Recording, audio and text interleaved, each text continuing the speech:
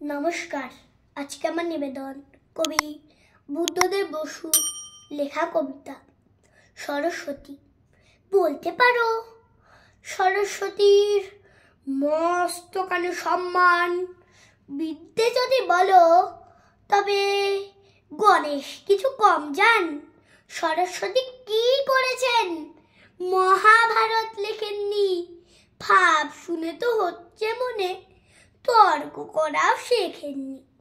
তিন ভুবনে গণেশ দাদার নেই জুড়ি পাণ্ডিত্যে, তবুও তার বোনের দিকেই ভক্তি কেন চিত্তে? সমস্ত রাত ভেবে ভেবে এই পেয়েছি উত্তর, বিদ্যে যাকে বলি তারই আরেক নাম সুন্দর। নমস্কার। আমার কবিতা তোমাদের যদি ভালো লেগে থাকে তাহলে প্লিজ একটা like, subscribe, comment and share করে দিও।